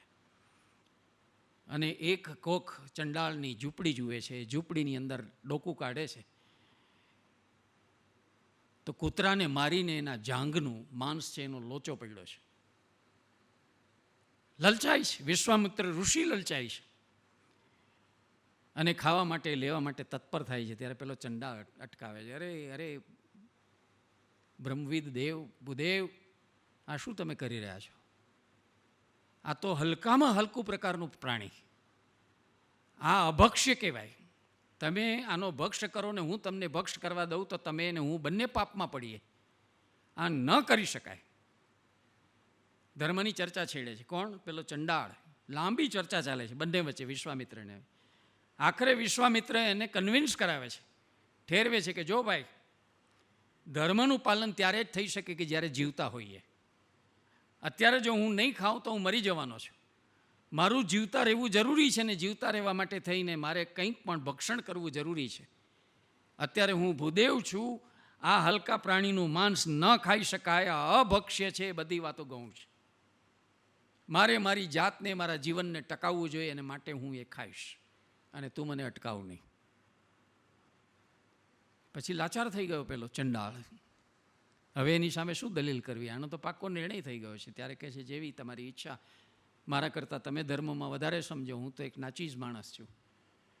અને ત્યારે વિશ્વામિત્ર એ કૂતરાના જાંઘનું માંસ લઈને સૌથી પહેલાં દેવને ભોગ ધરે છે, પિતૃઓને ભોગ ધરે છે, બીજા જીવજંતુને ભોગ ધરે છે અને પછી પોતે ગ્રહણ લેવાનો પ્રયત્ન કરે છે. ત્યાં ધોધમાર વરસાદ વરસે છે. દુકાળ સમાપ્ત થાય એવી ક્ષણ આવીને ઊભી રહે છે. શું કામ આવા દ્રશ્યો દોરે છે વ્યાસજી? શા માટે આવા બધા દ્રશ્યોના ઉદાહરણો? તમે જુઓ કે મોટા મોટા માણસો જે સત્ય છે એ પ્રગટ નથી કરી શકતા, એ નાના નાના માણસના મોઢે સનાતન સત્યો પ્રગટ કરાવ્યા છે વ્યાસજીએ. ભરી સભામાં જ્યારે દ્રૌપદીનું ચિરણ થઈ રહ્યું છે અને એનું પ્રત્યાખ્યાન થઈ રહ્યું છે, ત્યારે બધા નીચી મુંડી કરીને ઊભા છે. ભીષ્મને બહુ વિનવે છે, ત્યારે કહે છે હું તો અર્થનો દાસ છું, હું આમાં કંઈ નહીં કહી શકું, કોઈ મદદે આવતું નથી. એ વખતે વિકર્ણ ઊભો થઈ જાય છે ને કહે છે કે આ અધર્મ છે, સ્ત્રી કોઈની સંપત્તિ નથી અને આ રીતનો વર્તાવ એની સાથે ન થઈ શકે. ત્યારે દુર્યોધન અને દુશાસનને કર્ણ વગેરે સામી દલીલો કરે છે. એક જમાનામાં હતો આ ધર્મ, એક જમાનામાં પ્રથા હતી. આપણા જમાનાનો જે પ્રથા છે ને આપણા જમાનાનો જે નિયમ છે તે તો એ છે કે સ્ત્રી પુરુષની સંપત્તિ છે, અધિકાર છે પુરુષનો એની ઉપર. એના વસ્ત્રો હરવાનો પણ અધિકાર છે, એને દાસી બનાવવાનો અધિકાર છે, એને ઝૂકટામાં મૂકવાનો અધિકાર છે. તું ચૂપ થઈ જા. અને ત્યારે એ વિકર્ણ ચૂપ નથી થતો. ચૂપ થવાને બદલે વધારે ઘાંટો પાડીને કહે છે કે આજે આ પ્રથા હોય, આ પ્રણાલિકા હોય અને તમે જો એનું અનુસરણ કરીને તમે ધર્મ પાલન કરી રહ્યા છો એમ સમજતા હો, તો મારે તમને કહેવું છે કે આ સનાતન ધર્મ નથી. શું અર્થ છે એ વાતનો? શાશ્વત ધર્મ અને સનાતન ધર્મ વચ્ચે પણ ભેદ કરે છે વ્યાસજી. જેને તમે શાશ્વત ધર્મ સમજો છો એક વાત છે, સનાતન ધર્મ સમજો છો એ બીજી વાત છે. એક નાનકડા વિકર્ણ જેવા ગૌણ પાત્રના મુખે એક મહાન સત્ય ઉચ્ચાર આવે છે, જેનો ત્રિકાલાબાધિત હોય, જે કાલજયી હોય, જે હંમેશા નિત્ય હોય એવું સત્ય છે ને એને પકડાય. તમે ક્ષણજીવી સત્યોને પકડો, તમે ઊભા કરેલા તમારા કન્વિક્શન્સ, તમે ઊભા કરેલા તમારા કન્વેન્શન્સ, તમારી રૂઢિઓ અને પ્રણાલીઓ, એને તમે ધર્મ તરીકે ખપાવો યોગ્ય નથી, એ સાચું સત્ય નથી. ધીરે ધીરે વ્યાસજી ધર્મમાંથી સત્ય ઉપર જતા જાય છે અને આપણને પોતાને ચાવી આપે છે મહાભારતનું રૂપક સમજવાની. માસ્ટર કી મહાભારતમાં વ્યાસજીએ પોતે આપી છે. આદિપર્વમાં જ કહી દીધું કે જે સરસ્વતીના કિનારે પોતે પેદા થયા, દ્વીપમાંથી પેદા થયા હતા, જે સરસ્વતીના કિનારે બેસીને એમણે તપશ્ચર્યા કરી અને જે સરસ્વતીના કિનારે આ યુદ્ધ લડાયું, એના બે કિનારા ઉપર બે વૃક્ષો છે. એક મન્યુનું વૃક્ષ છે, બીજું ધર્મનું વૃક્ષ છે. અધર્મનું વૃક્ષ નથી કીધું, મન્યુનું વૃક્ષ કીધું છે. અભિમાન, ઈર્ષા, અદેખાય એનું એક વૃક્ષ છે, એ છે દુર્યોધન. કોણ છે થડ? એનું કર્ણ છે. કોણ છે એની શાખાઓ? દુશાસન છે. કોણ છે એનું મૂળ? તો માત્ર ચર્મચક્ષુથી જ નહીં, અંતરચક્ષુથી પણ અંધ મોહાવિષ્ટ એવું ધૃતરાષ્ટ્ર, એ એનું મૂળ છે. અને બીજી બાજુ જે બીજા કિનારા ઉપર જે વૃક્ષ છે તે ધર્મનું વૃક્ષ છે, એ યુધિષ્ઠિર છે. એનું થડ કોણ છે? અર્જુન છે, મહાપરાક્રમી એવો અર્જુન છે. એની શાખા કોણ છે? મહાપરાક્રમી એવો ભીમ છે. અને એના ફૂલ અને ફળ કોણ છે? તો કે નકુલ અને સહદેવ છે. એના મૂળ કોણ છે? તો કે પરમ જ્ઞાની, સર્વ અંતર્યામી એવા શ્રી કૃષ્ણ, જ્ઞાન સ્વરૂપ શ્રી કૃષ્ણ એનું મૂળ છે. જેઓ પોતે જ રૂપકથી શરૂઆત કરે છે. વ્યાસજી પોતે જ રૂપક આપે છે અને આ રૂપકને આખું ખીલવે છે. દુર્યોધન આવો અભિમાની, દુર્યોધન આવો ઘમંડી, દુર્યોધન આવો નિર્લજ, દુર્યોધન આ પ્રકારનો હઠીલો, દુર્યોધન આ પ્રકારનો કપટી, દુર્યોધન આ પ્રકારનો મુત્સદી, દુર્યોધન આ પ્રકારનો હલકટ, જે કંઈ થાય છે એની પાછળનું કારણ તમે જુઓ, ક્યાંથી એને રસકસ મળી રહ્યા છે. કોણ છે એના મૂળમાં? માં ગાંધારી પણ દલીલો કરે છે, સમજાવે છે. અહીંયા તમને એક બીજા બે અર્થઘટનની વાત કરી દઉં. બહુ નવાઈ લાગે એવા અર્થઘટન છે. તમે જોયા હશે કે નહીં, હું જાણતો નથી. બેન પ્રભુ નામ સાંભળ્યું છે આપે? બેન પ્રભુ શ્રીમદ રાજચંદ્રના બહુ જ મોટા અનુયાયી છે. મહાભારત ઉપર ખૂબ સુંદર વ્યાખ્યાનો આપે છે. દિલ્હી બેઝ છે, ગુજરાતી લેડી છે આપણા. અદ્ભુત અભ્યાસ છે એમનો. બધા જ ધર્મશાસ્ત્રો ઉપર એમના પ્રવચનો છે. શ્રીમદ ઉપર તો ખૂબ સારા પ્રવચનો છે, પણ ધમ્મપદ ઉપર છે, વેદાંત ઉપર છે, બધા ઉપર છે. ખૂબ સુંદર અભ્યાસ કરીને બોલે છે. એમણે એમ કહ્યું, એમનું જે અર્થઘટન છે તે આ છે કે કોણ છે ધૃતરાષ્ટ્ર? તો કે અજ્ઞાન છે. કોણ છે ગાંધારી? તો કે છે કુબુદ્ધિ છે. કોણ છે પાંડુ? તો કે છે કે તેજસ્વી બુદ્ધિ છે. કોણ છે કુંતી? તો કે પ્રજ્ઞા છે. માદ્રી કોણ છે? તો કે છે સયુક્તિક વિવેક શક્તિ છે. કોણ છે આ યુધિષ્ઠિર, ભીમ, અર્જુન, સહદેવ, નકુલ? એ બધાના રૂપકો ખોલીને સમજાવે છે. નિષ્કામ કર્મ એટલે યુધિષ્ઠિર છે. પરમ પુરુષાર્થ એટલે ભીમ છે. મહાસાહસ એટલે અર્જુન છે, અગ્નિનું તત્વ છે. સહદેવ જે છે તે દેવોની સાથે જે વિવેક ધારણ કરી શકે છે અને જે રમણા કરી શકે છે તેવો છે. અને નકુલ કોણ છે? જે અનાકુલ છે, તે જે અસ્વસ્થ નથી થતો, જે આકુળ વ્યાકુળ નથી થતો. તે આ અર્થઘટન બેન પ્રભુનું છે. એના પાત્રનું વિશ્લેષણ કરી આખો ચાર્ટ બનાવીને એમણે બતાવ્યું છે. બીજી બાજુ સ્વામી પરમહંસ યોગાનંદજીએ અદ્ભુત પુસ્તક લખ્યું છે ભગવદ્ ગીતા ઉપર. જોયું હોય તો 2 ખંડમાં છે, મોટું. એમાં મહાભારતનું આખું રૂપક એમણે સમજાવવાનો પ્રયત્ન કર્યો છે અને એટલી બધી મહેનત લઈને એમણે સમજાવ્યું છે. આપણી પાસે અહીંયા પેલું નથી કે આપણે એને બતાવી શકું હું, પણ એમણે આખો ચાર્ટ દોરીને એમણે બતાવ્યું છે. હું માત્ર તમને એનું વર્ણન કરીને સમજાવવાનો પ્રયત્ન કરું. આખો ચાર્ટ બનાવીને એણે બતાવ્યું છે. આ બધું રૂપક સમજ્યું. આધ્યાત્મિક દૃષ્ટિએ એણે આ બધાને પ્રતિકાત્મક સમજ્યા છે. આ બધા પાત્રો છે તે રૂપકેયની પ્રતિક સુધી આગળ વિસ્તરે છે. આખી કૌરવો અને પાંડવોની વંશાવળી છે એને આ રીતે પ્રતિકમાં એણે ઘટાવી છે. કોણ છે ગંગા? પહેલી પત્ની શાંતનુની. એ છે ચૈતન્ય ઉર્ફે ચેતના, જેને આપણે કોન્શિયસનેસ કહીએ છીએ. તે બીજા શબ્દોમાં એ મહાપ્રકૃતિ છે, પવિત્ર આત્મા છે, જેને વેસ્ટનું જગત ગોલી હોસ્ટ કહે છે તે છે. આપણી ભાષામાં જેને આપણે પ્રકૃતિ તત્વ કહીએ છીએ તે છે. તો શાંતનુ કોણ છે? તો કે છે શાંતનુ તે અનુભવાતીત પરબ્રહ્મ સૃષ્ટિના પરમ પિતા પરમેશ્વર છે. શાંતનુ આ સૃષ્ટિના, બ્રહ્મ સૃષ્ટિના પરમેશ્વર એ શાંતનુ છે. સત્યવતી એની બીજી પત્ની કોણ છે? તો કે છે એની બીજી પત્ની જળ પદાર્થના રૂપમાં આદિ પ્રકૃતિ છે. એ પણ પ્રકૃતિ છે, પણ જળ પદાર્થના રૂપમાં છે. પેલી ચેતન છે, આ જળ છે. શું કામ એનાથી થયેલા પુત્રો, શાંતનુ અને ગંગાના સંબંધથી જે પુત્રો થયા એમાંથી 7 એણે નદીમાં પધરાવી દીધા, જે શરત કરી હતી. શા માટે પધરાવ્યા અને કોણ હતા એ પુત્રો? શા માટે 8મો પુત્ર છે તે એને જીવતો છોડ્યો અને પોતે છોડીને ચાલ્યા ગયા? શરતનો ભંગ કર્યો છે, એટલે હવે આને તમે ઉછેરજો, આને હું તમને તૈયાર કરીને સોંપી જઈશ. આ એક જીવ છે, બાકીના 7 તે કોણ? તો એ 8 મનોવૈજ્ઞાનિક એના પુત્રો છે, એને કહે છે કુટસ્થ ચૈતન્ય છે. પરમહંસ યોગાનંદ એને કુટસ્થ ચૈતન્ય રૂપે ઓળખાવે છે. 6 છે એમાંથી સંચાલકો રૂપે છે, સંચાલક પ્રજ્ઞા રૂપે છે, અને 7મો અહંકાર છે, અને 8મો જે પુત્ર છે તે વૈશ્વિક અહમ છે, યુનિવર્સલ ઈગો. ભીષ્મ કોણ છે? તો કહે છે યુનિવર્સલ ઈગો છે. આ અર્ધઘટન કોનું છે? યોગાનંદજીનું. વ્યાસ કોણ છે? તો કે છે સાપેક્ષતાની ચેતના, અને જે વિભેદીકરણ છે એને ઓળખી શકતી વિવેક શક્તિ છે. આ વ્યાસજી તે વિવેક શક્તિ જેમ કહે છે, જેનો આગ્રહ શંકરાચાર્ય મહારાજ રાખ્યા. દ્રગદ્રશ્ય વિવેક, વિવેક ચૂડામણી, આ બધા ગ્રંથોમાં જે વિવેકની વાત કરી કે આત્મા અને અનાત્મા, નિત્ય અને અનિત્ય, શ્રેય અને પ્રેય, નીતિ અનીતિ વચ્ચેનો ભેદ સમજો, એ વિવેક શક્તિ તે વ્યાસજી છે. ચિત્રાંગદ કોણ છે? તો કે છે મહત્તત્વ. વિચિત્ર વૈર્ય કોણ છે? તો કે છે દૈવી અહમ. અંબિકા પહેલી પત્ની કોણ છે? તો કે છે નકારાત્મક સંદેહ.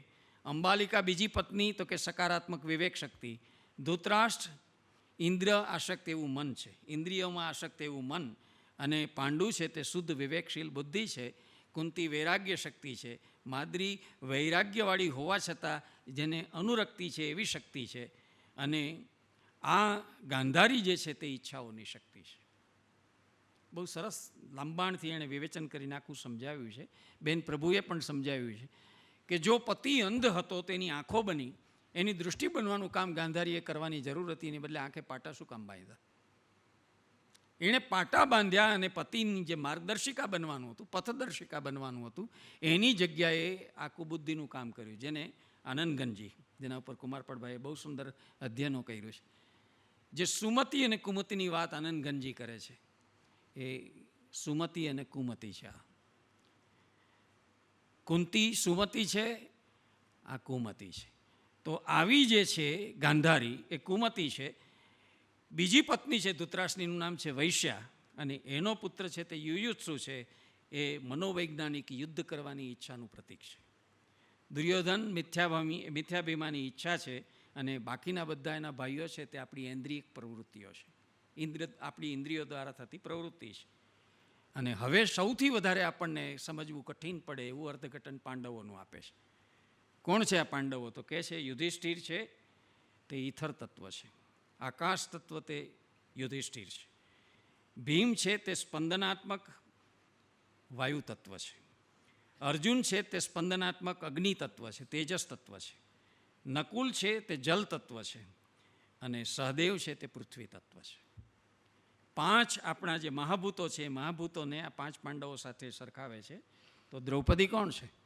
તો દ્રૌપદી માટે કહે છે કે આપણા મેરુદંડના છેડા અંદર રહેલી જે કુંડલીની શક્તિ છે, એ કુંડલીની તે દ્રૌપદી છે. ઉમાશંકરભાઈ અર્થઘટન આપ્યું હતું કે જેમ મુઠ્ઠી ત્યારે જ વળે કે જ્યારે 4 આંગળીઓ વાળી હોય હથેળીમાં, ઉપર અંગૂઠાથી મજબૂત, એને આપણે મુઠ્ઠીવાળી કહેવાય. તો આ બધા ભાઈઓ અંદર અંદર લડી ન મરે અને એક સૂત્રે બંધાઈ રહે એટલા માટે થઈને દ્રૌપદી એ મુઠ્ઠીરૂપ કાર્ય કર્યું છે, એને બાંધી રાખવાનું, એક સૂત્રે બાંધી રાખવાનું કામ કર્યું છે. તો મેરુદંડમાંથી જે આપણા ચક્રો છે, મૂલાધારથી માંડીને સહસ્ત્રાર સુધી ને આજ્ઞાચક્ર સુધી, એને ઉર્જિત કરવાવાળી જે શક્તિ છે તે દ્રૌપદી છે.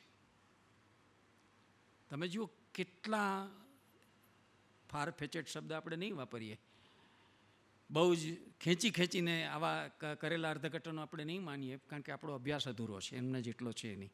એ આધ્યાત્મિક ભૂમિકા, યોગિક ભૂમિકા એ આપણા કરતાં ઘણા એડવાન્સ હતા. સંભવ છે કે પોતાની આખી યોગ પ્રક્રિયા દ્વારા આ બધું એ સમજી ચૂક્યા હોય અને પ્રમાણી શક્યા હોય. પણ આ બધા અર્થઘટનો જોતા આપણને સતત એમ લાગ્યા કરે છે કે મહાભારતકારનું મૂળ જે ધ્યેય છે તે આ વસ્તુ સમજાવવાનું છે. ધર્મની વ્યાખ્યા કરવી એટલો મર્યાદિત હેતુ નથી.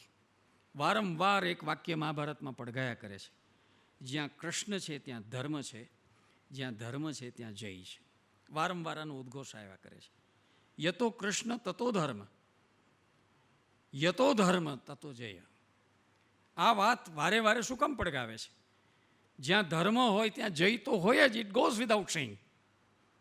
એમાં કહેવાની વાત શું નવી છે? પાંડવોના પક્ષે ધર્મ હતો તો એનો જય નિશ્ચિત હતો. એમાં કંઈ નવી વાત નથી ને એવું વ્યાસજી કહેવા ઈચ્છતા હોય એવું માની લેવાનું ભોળ પણ કરવાની જરૂર નથી. ત્યારે આપણી નજર છે તે આપણે કૃષ્ણ તરફ વાળવી પડે છે. શું કૃષ્ણ પોતે સાક્ષાત ધર્મ છે? કૃષ્ણના જે કૃત્યો મહાભારતમાં દર્શાવ્યા છે એ બધા જ ધાર્મિક છે, બધા જ નૈતિક છે, બધા આધ્યાત્મિક કક્ષાના છે. કેટલાક એવા એના કૃષ્ણના કર્તવ્યો છે કે જે આપણને એમ લાગે કે આ કૃષ્ણ તો ખટપટી છે, નટખટ છે, અધર્મનું આચરણ કરી રહ્યા છે. એની ટીકા કે નિંદા કરવાનું મન થાય એવા કેટલા પ્રસંગો આપણને મળે છે. અને છતાંય આપણી એના અંદરથી એનો વિશ્વાસ ન ઉઠી જાય આપણો એના ઉપરનો. એ ખરેખર કોણ છે એને સમજાવવા માટે છેલ્લે અદ્ભુત પ્રસંગ વેદવ્યાસજી મૂકે છે મહાભારતના અંતમાં. કયો પ્રસંગ મૂકે છે? નાખુશ થઈ ગયેલો અસ્વસ્થતામાં બ્રહ્માસ્ત્ર છોડી દે છે. કોની ઉપર છોડે છે? ઉત્તરાના ગર્ભ ઉપર. ઉત્તરા ગર્ભવતી છે,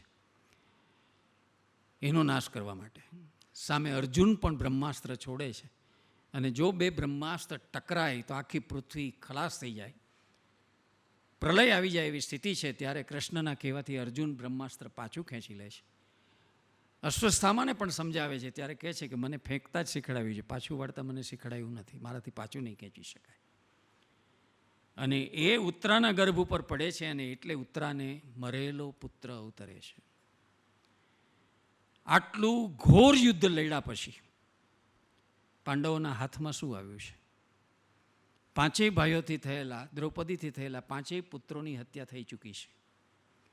છેલ્લું એક પુખડું પાંડુ વંશનું જે બચ્યું હતું કે જે હવે જન્મ લેવાનું હતું એ પણ મૃત અવતર્યું છે. પાંડવ કુળનું છેલ્લું પુખડું જેમાં આશા રાખી શકાય. અભિમન્યુને તો મારી નાખ્યો છે. હવે ઉત્તરાના ગર્ભમાં એનું જે બાળક છે તે હજી જન્મ નથી લીધું, એને પણ મારી નાખે છે. અને ત્યારે બહુ માર્મિક પ્રસંગ વ્યાસજી યોજે છે. શું આશ્વાસન આપવું? કોણ કોને આશ્વાસન આપે? એક બાજુ પોતાના 100 પુત્રો મરાઈ ચૂક્યા છે એવી 100 માતા ગુમાવી બેઠેલી ગાંધારી છે. બીજી બાજુ પોતાના 5 પુત્રો ગુમાવેલી એવી દ્રૌપદી છે. અને હજી જે પુત્ર પ્રસવ્યો નથી, હજી આ જગતનું તેજ કે આ જગતનો શ્વાસ જેણે લીધા નથી, એ ઉત્તરા પણ પોતાનો પુત્ર ગુમાવી બેઠી છે. ત્યારે કોણ કોને આશ્વાસન આપી શકે? બધાના આશ્વાસન જ્યારે નિષ્ફળ જાય છે ત્યારે છેવટે શ્રી કૃષ્ણ પધારે છે. અને શ્રી કૃષ્ણ પધારે છે ત્યારે એની બેન જે પરણાવી છે સુભદ્રાને અર્જુનની સાથે વળગી પડે છે કૃષ્ણના હાથે અને કહે છે, ભાઈ હું જાણું છું કે તારી પાસે શું શક્તિઓ છે. હું તને વિનંતી કરું છું, તું ગમે તે કર, તારે જે કરવું પડે તે કર. આ પાંડવ કુળનું છેલ્લું પુખડું આ રીતે જીવતું રહેવું જોઈએ.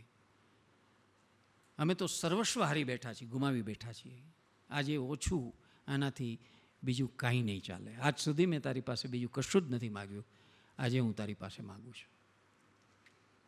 ત્યારે કુંતી ઉઠીને દ્રૌપદીના કાનમાં, અને દ્રૌપદી ઉઠી અને સુતિકા ગૃહમાં ઉત્તરાના કાનમાં કંઈક કહી આવે છે. સુતિકા ગૃહમાં જ્યાં પ્રસૂતિ આવી હોય એવા ગૃહમાં સામાન્ય રીતે વડીલો જાય નહીં, છતાં કૃષ્ણને દોરી જવામાં આવે છે. અને ત્યારે મૃત પુત્રને પોતાના ખોળામાં લઈને ઉત્તરા બેઠી છે. એની માનસિક સ્થિતિની કલ્પના કરો, કેવી એની સ્થિતિ હશે, કેવી માનસિક સ્થિતિ દ્રૌપદીની હશે, કેવી કુંતીની હશે, કેવી એના બધા પિતાઓની હશે જેના 5 ભાઈઓના પુત્રો હણાઈ ચૂક્યા છે. અને ત્યારે કેટલો નાટ્યાત્મક અને કેટલો માર્મિક અને વેધક પ્રસંગ વ્યાસજી યોજે છે. રોકકડ જરાય નથી કરતી, જરાય ઉત્તરા રોકકડ કરતી નથી. પોતાના મૃત પુત્ર જે ખોળામાં પડ્યો છે એને ઉદ્દેશીને કહે છે કે હે પાંડુ વંશના તું પુત્ર, તારામાં આટલો પણ ધર્મ કે વિવેક નથી કે આજ આપણા કુળના વડીલ અને મોભી અહીં આવ્યા છે આપણી પાસે ને ત્યારે તું મારા ખોળામાંથી ઊભો થઈ ઉઠી અને એને પ્રણિપાત નથી કરતો? શું એ વખતે જાણતી નહોતી કે મરેલો દીકરો છે? મરેલો દીકરો છે જાણે છે, છતાંય શું કામ આવા શબ્દો વ્યાસમુનિ એના મોઢે ઉચ્ચારાવે છે? કાકલુદીઓથી રડીને આક્રંદ કરીને જે કૃષ્ણને ઝુકાવી ન શક્યા હોત, તમાચો મારીને જે કૃષ્ણને ઝુકાવી ન શક્યા હોત, આ શબ્દોથી કૃષ્ણને ઝુકાવી દે છે. ઊભો થા, ઉઠ, વડીલને પ્રણિપાત કર. ત્યારે શ્રી કૃષ્ણની શી દશા થઈ હશે તમે કલ્પના કરો. એના જીવનમાં કેવો પ્રસંગ આવીને ઊભો રહ્યો છે. પાંડવ કુળ જેની પડખે રહ્યા, પોતે ધર્મ હતો એના પડખે માટે પોતે રહ્યા, એના વિજય માટે જે કંઈ કરવું પડે તે બધું કર્યું. જ્યાં જ્યાં લોકોને અનિતિ લાગે એવા કર્મો પણ એને કરવા પડ્યા તો એણે કર્યા. આજે એના છેલ્લા પુખડાને જીવતો કરવાનું પોતાના નસીબમાં આવશે ત્યારે શ્રી કૃષ્ણ આંખ મીચી હાથ જોડી અને જગદીશ્વરને પ્રાર્થના કરે છે, જો હું મારા જીવનમાં ક્યારેય પણ અસત્ય બોલ્યો ન હોઉં, જો મારા જીવનમાં ક્યારેય પણ મેં અસત્ય આચરણ ન કર્યું હોય, જો ક્યારેય પણ મેં બ્રાહ્મણોને દુભવ્યા ન હોય, જો ક્યારેય પણ મેં આ ન કર્યું હોય, તે ન કર્યું હોય, તો મારું સંચિત થયેલું જે કંઈ તપોબળ હોય એ તપોબળની દુહાઈ આપું છું, આને સજીવન કરો, આને સજીવન કરો. અને પેલો મૃત પુત્ર જે ખોડામાં પડેલો છે તે આંખો ઉગાડે છે, એના માથે જેવો હાથ મૂકે છે કૃષ્ણ, એ જીવંત થાય છે, એનામાં જીવ પાછો આવે છે. શું કામ આ પ્રસંગ વ્યાસજીએ યોજ્યો છે? શું પુરવાર કરવા માગે છે? એ કવિ છે એટલે આવું નાટ્યાત્મક દ્રશ્ય મૂકે છે? ના, કૃષ્ણ વિશેની તમારી સાચી સમજ સ્પષ્ટ થાય એટલા માટે મૂકે છે. કોણ છે આ કૃષ્ણ? ભાગવતનો આરંભ ક્યાંથી થાય છે અને મહાભારતનો આરંભ ક્યાંથી થાય છે? મહાભારતનો આરંભ થાય છે ધર્મ ક્ષેત્રે, કુરુક્ષેત્રે, પણ નારાયણ નરોત્તમ સુધીની વાત છે. નરમાંથી નારાયણ, નારાયણમાંથી નરોત્તમ ઉર્ફે પુરુષોત્તમ. એક માત્ર શ્રી કૃષ્ણ છે એ જમાનામાં, એ યુગમાં, એ પેઢીમાં. અને શ્રીમદ ભગવદ્ ગીતાનો સમગ્ર બોધ એ છે કે નરમાંથી નારાયણ કેવી રીતે થઈ શકાય, એનો તો ઉપદેશ છે. અને ભાગવતના આરંભે જ્યારે કૃષ્ણનો પ્રાદુર્ભાવ થાય છે આ જગતમાં, ત્યારે દેવર્ષિ નારદ, ઇન્દ્ર, બીજા દેવતાઓ બધા આકાશમાંથી જે પ્રાર્થના કરે છે એમાં 9 વખત સત્યનો ઉલ્લેખ કરે છે. ક્યાંય કૃષ્ણનું નામ નથી. તમે સત્ય યોની છો, તમે સત્ય વક્તા છો, તમે સત્ય સ્વરૂપ છો, તમે સત્ય આ છો. 9 વખત સત્ય. શ્રી કૃષ્ણ સાક્ષાત સત્ય છે. એ સત્ય પુરવાર કરવા માટે થઈને, શ્રી કૃષ્ણના જીવનનું સત્ય પ્રગટ કરવા માટે થઈને આ સંજીવનીનો પ્રસંગ છે તે આખો વેદવ્યાસજી આ લખે છે. શ્રી કૃષ્ણ કોણ છે, તમારી આગળની બધી જ જે ઇમ્પ્રેશન્સ છે એ ભૂસાઈ જાય અને તમને કૃષ્ણનું સાચું અને અસલી સ્વરૂપ શું છે તે સમજાય. આ બધું કરવા છતાં કૃષ્ણ છે તે કેમ ખરડાતા નથી? તમે જુઓ કે મહાભારતમાં એક દ્યુતના પ્રસંગ સિવાય જ્યારે જ્યારે અડીઓપટીના પ્રસંગો આવ્યા પાંડવોને, દરેક વખતે શ્રી કૃષ્ણ હાજર છે. દરેક વખતે એની જે સમસ્યા છે એને ઉકેલવામાં એણે સહાય કરી છે. જ્યારે જરૂર પડી ત્યારે એણે શિશુપાલનો વધ કર્યો છે, જરાસંઘનો વધ કરાવ્યો છે, દુર્યોધનનો વધ કરાવ્યો છે, કર્ણનો વધ કરાવ્યો છે, અને લોકોને ખરાબ લાગે એવી રીતે કરાવ્યો છે. આમ કર, આમ કર, ગદા એની જાંઘ ઉપર ગદા માર, અહીંથી એનું લોહી કાઢ, આ બધું કોણે કર્યું છે? અને છતાંય તમારા મનમાં કૃષ્ણ વિશેની કોઈ ખોટી ઇમેજ બચે નહીં એટલા માટે થઈને એના જીવનનું સત્ય છે તે પ્રગટ કરે છે. જો સાક્ષાત પોતે જ પરબ્રહ્મ હોય, સાક્ષાત પોતે જ સત્ય સ્વરૂપ હોય તો એ કોને પ્રાર્થના કરે છે? અનંત કોટી બ્રહ્માંડની અંદર જે પરમ ચૈતન્યનો વિલાસ છે, જેની રમણા છે, એવું જે કોસ્મિક કોન્શિયસનેસનું જે તત્વ છે એને એ વિનંતી કરે છે. પોતે જે સાક્ષાત છે એ પોતાને ઉદ્દેશીને પોતે પોતાની અંદરની આખી પ્રાણ શક્તિને જાગૃત કરતા હોય એવી આખી પરિસ્થિતિ છે. તમે ક્યારેય વિચાર કર્યો? બધા દેવો જેટલા આપણા છે, અવતારો છે, દરેકના હાથમાં શસ્ત્ર છે. કૃષ્ણના હાથમાં બંસરી છે. જ્યારે જરૂર પડે ત્યારે આંગળી ઊંચી કરે છે ને સુદર્શન ચક્ર આવે છે. ક્યાંથી આવે છે? શા માટે આવે છે? અને પાછું એ સુદર્શન ચક્ર ક્યાં ચાલ્યું જાય છે? આઇન્સ્ટાઈને જે વાત કરી કે દુનિયામાં કોઈ પદાર્થોનો નાશ નથી થતો, E=mc². એનર્જી છે તે બીજું કશું જ નથી, પદાર્થ અને સૂર્યકિરણો એનો વર્ગ છે એના વડે થાય છે. પદાર્થનું શક્તિમાં અને શક્તિનું પદાર્થમાં હંમેશા રૂપાંતર થાય છે. આ સંગઠન અને વિઘટનની પ્રક્રિયાનું નામ જ જન્મ અને મૃત્યુ છે. આ કોટિંગમાં રહેલું જે વાયરિંગ છે એની અંદર જે વિદ્યુત પ્રસાર થાય છે, કોટિંગ હોવાને કારણે હાથ અડાડીએ તો આપણને એનો સ્પર્શ ખબર નથી પડતી, પણ કોટિંગ ઉખડી ગયું હોય ને આપણે હાથ અડાડીએ તો ઝટકો લાગે છે, ખબર પડે, શોક લાગે છે. એવું સમગ્ર જગતની અંદર જે ઉર્જાનું તત્વ જે વિલસી રહ્યું છે, જેને આપણે પરમ ચૈતન્ય કહીએ છીએ, એ પરમ ચૈતન્ય સાક્ષાત એ પોતે છે. અને એ ચૈતન્ય જે છે એ સાક્ષાત સત્ય સ્વરૂપ છે. મહાભારત આ આપણને સમજાવવા માગે છે. મારો અર્થ આ છે કે વિશ્વના જે સનાતન ધારાધોરણો અને નિયમો છે એનું પરિપાલન કરવું, એનું નામ ઋત છે. જે સત અને ઋતની આપણે વાત કરીએ છીએ, સત એટલે ટુ બી, હોવું, હયાતી, અસ્તિત્વ, અને ઋતનો અર્થ છે ક્રમ, વ્યવસ્થા, ઓર્ડરિંગ. જેના ઉપરથી ઋતુ શબ્દ બન્યો, જેના ઉપરથી ઋતુમતી શબ્દ બન્યો. એ ઋત એક સનાતન વ્યવસ્થા છે આખા વિશ્વની. આ કોરોના અને મહામારીઓ પણ એટલે આવી છે કે આ સનાતન ધારાધોરણો જે કંઈ હતા, નિયમો હતા, એનો ભંગ આપણે કર્યો છે અને માટે એનો ભોગ આપણે બનવો પડ્યો છે. બધું રિબાઉન્ડ થઈને આપણને વાગ્યું છે. એ ઋતની અંદર સત્ય રહે છે. શ્રી કૃષ્ણ આ ઋતની અંદર રહેલું સત્ય છે અને એ સત્યની અંદર અમૃત રહે છે. એના વરદસ્ત માથે મુકાતાની સાથે પેલો સજીવ થાય છે, એના અમૃત સૌર્યા કરને કારણે થાય છે. તો મહાભારતકાર સતત આપણને એ સમજાવવા માગે છે, ઉમાશંકરભાઈના શબ્દોમાં કહું તો, આખરે આપણા જિંદગીનો અંતિમ હેતુ શું હોઈ શકે? આપણે પૃથ્વી ઉપર મનુષ્ય તરીકે મોકલ્યા હતા, આપણને પૂછીને મોકલ્યા નથી. શા માટે આપણને અહીં મોકલ્યા છે? અહીં જન્મ્યા આપણે તો આપણો ધર્મ અને કર્મ શું, એનો વિચાર આપણે કરવો જોઈએ કે ન કરવો જોઈએ? મારે શું કરવાનું? અહીં મનુષ્ય રૂપે અવતર્યો છે. What is the ultimate goal of my life? પ્રત્યેક મનુષ્ય વિવેક બુદ્ધિથી આ વિચાર કરવાની જરૂર છે. શાસ્ત્રોએ એમ કીધું કે જગત ત્રિવિધ તાપવાળું છે ને ત્રિવિધ તાપનો પરિહાર થઈ જાય ને અનંત સુખની પ્રાપ્તિ થાય, એ આપણા જીવનનું ધ્યેય છે. અને એવું અનંત સુખ છે તે કેવડીમાં છે, નિર્વાણમાં છે, સચ્ચિદાનંદમાં છે, મોક્ષમાં છે. તમે નિષ્કામ ભાવે કર્મ કરો, બધું જ ઈશ્વરને સમર્પિત કરીને ત્યાગ કરો, તપશ્ચર્યા કરો, સ્વાધ્યાય કરો, અને તમે આ રીતે નિષ્કામ ભાવે બધું જ ઈશ્વર સમર્પિત કરીને કરશો તો તમારો મોક્ષ નિશ્ચિત છે. આટલી અધૂરી વાત મહાભારતકાર નથી કહેવા માગતા. મહાભારતકાર એથી આગળ લઈ જઈને કહેવા માગે છે, જે ઉમાશંકરભાઈએ પોતાના કાવ્યમાં સુંદર રીતે કહી છે, યથાર્થ જ સુપથ્ય એક, સમજ્યા જેવું શક્ય છે. આપણે જીવનમાં વધુમાં વધુ કરી શકીએ તો શું કરી શકીએ? અલ્ટિમેટ રિયાલિટી શું છે એને સમજવાની મથામણ. What is ultimate reality? જેને તમે પરમ સત્ય કહો છો એ સત્ય શું છે?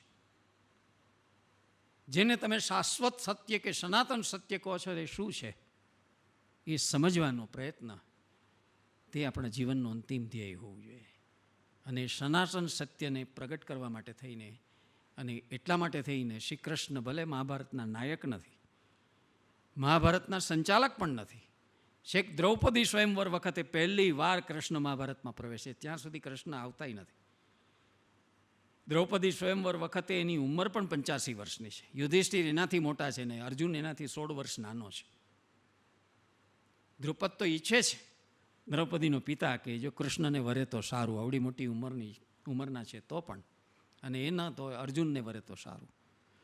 બધાની દૃષ્ટિ જ્યારે દ્રૌપદી ઉપર છે ત્યારે કૃષ્ણની દૃષ્ટિ પાંડવોને શોધે છે, કેમ કે અજ્ઞાતવાસમાં છે. એ આવ્યા છે કે નહીં? અર્જુન આવ્યો છે કે નહીં? એ અર્જુનને નરમાંથી નારાયણ બનાવવાની જે વિદ્યા એમણે આપી ભગવદ્ ગીતામાં, કેવી રીતે આપણું પોતાનું લેવલ છે તેને ઉંચકીને આપણે કયા લેવલ સુધી લઈ જઈ શકીએ, જીવનના સનાતન ધોરણો અને નિયમો કયા છે એ રૂત છે, એ રૂતમાંથી સત્ય કેવી રીતે પ્રગટ કરી શકાય અને કેવી રીતે અમરત્વ અને અમૃત તત્વ પ્રાપ્ત કરી શકાય એ વાત એમણે ભગવદ્ ગીતામાં સમજાવી, સમગ્ર મહાભારતમાં સમજાવે છે.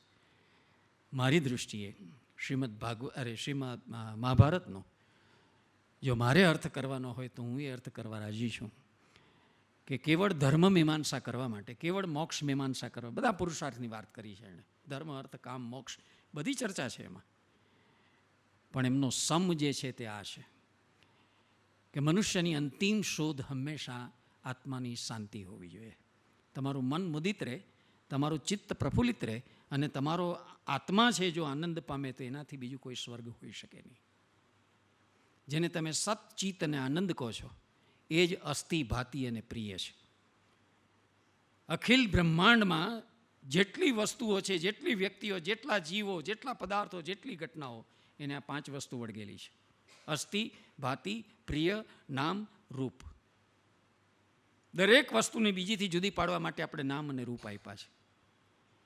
અસ્થિ એટલે હોવું, એનો અર્થ છે સત. ભાતિ એટલે નોલેજ, જ્ઞાન, એનો અર્થ છે ચિત્ત. પ્રિય એનો અર્થ છે આનંદ. સચ્ચિદાનંદ એ જે શબ્દ બન્યો છે, જે સમાસ બન્યો છે, તે આ અર્થમાં બન્યો છે. એ સચ્ચિદાનંદનું પૂર્ણ સ્વરૂપ પ્રગટ કર્યું હોય તો શ્રી કૃષ્ણે કર્યું છે, અને એ શ્રી કૃષ્ણ છે તેનું સત્ય. અને એટલા માટે થઈને બંગાળી કવિ બડુચંડીદાસે પણ ગાઈને કહેવું પડ્યું હતું: શાવાર ઉપરે માનુષ સત્ય, તાહાર ઉપરે નાહી સુનહે માનુષભાઈ. સૌથી ઉપર શું છે? સત્યની ઉપર કાંઈ છે નહીં. આપણી શોધ જીવનમાં શેની હોય? મારી જાતની હું શોધ કરું, હું મારા કુળની શોધ કરું, મારા વંશની શોધ કરું, પ્રેમની શોધ કરું, જ્ઞાનની શોધ કરું, આનંદની શોધ કરું. આપણી શોધ છે તે હંમેશા પરમ સુખ અને પરમ શાંતિની હોવી જોઈએ. પરમ સુખ ઇન્દ્રિયોના ભોગમાં નથી, એ તો બહુ જ પુરવાર થઈ ચૂકેલી વાત છે. પરમ સુખ જે છે તે સાચા જ્ઞાનમાં છે, અને સાચું જ્ઞાન છે તે સત્યનું જ્ઞાન છે. એવું સત્ય જ્ઞાન આપવા માટેનો આખો માહોલ એમણે ઊભો કર્યો છે. અને સત્યની એવી ઝીણી, મેં તો થોડાક જ દ્રષ્ટાંતો આપ્યા, આવા તો અનેક દ્રષ્ટાંતો છે. મેં બહુ હોમવર્ક કર્યું છે, ઘણી બધી ઝીણી ઘટનાઓ નોંધી છે, પણ આપણી પાસે અત્યારે સમય નથી, અનુકૂળતા નથી. આ સત્યને ઉજાગર કરવું એ મહાભારતનું મુખ્ય ધ્યેય છે. આપણા સૌનું મહાભારતનું આ રીતનું અધ્યયન થાય, મહાભારતનો સ્વાધ્યાય થાય, મહાભારતનો આપણે આ રીતે આસ્વાદ લઈએ અને આપણે પણ સત્યાન્વેષણ કરીએ, સત્યાભિમુખ થઈએ. ગાંધીજી કહેતા હતા તેમ, ભલે મારા જેવા અનેકોનો ક્ષય થાવ, સત્યનો સદા જય થાવ. અલ્પાત્માને માપવાને સારું સત્યનો ગજ કદાપી ટૂંકો ન બનો. આપણો ગજ ટૂંકો ન બને અને આપણે મહાભારતના અભ્યાસથી અને અવબોધથી આ સત્ય શું છે એને સમજવાનું એક ગંભીર મથામણ કરીને આ જગતમાંથી વિદાય થઈએ. એ વાત ઉમાશંકરે છેલ્લા એક કાવ્યમાં કરી છે. શું સાથે લઈ જઈશું? આ દુનિયામાંથી આપણે વિદાય થઈ જઈએ ત્યારે અહીંથી શું સાથે લઈ જઈ શકીએ? ખબર છે કે સંતતિ સાથે નથી આવવાની, સંપત્તિ સાથે નથી આવવાની, આબરૂ, પ્રતિષ્ઠા, સત્તા કાંઈ સાથે નથી આવવાનું, કશુંય સાથે નથી આવવાનું. તો કહે છે હું તો સાથે એક વસ્તુ લઈને જવાનો છું. કઈ? તો કે અમૃત લઈ આવ્યો અવનીનું. અવનીનું અમૃત કયું છે? અવનીનું અમૃત છે જ્ઞાન, અવનીનું અમૃત છે સત્યનું જ્ઞાન. આ સત્યબોધ એ મહાભારતનો અર્થબોધ છે. આભાર.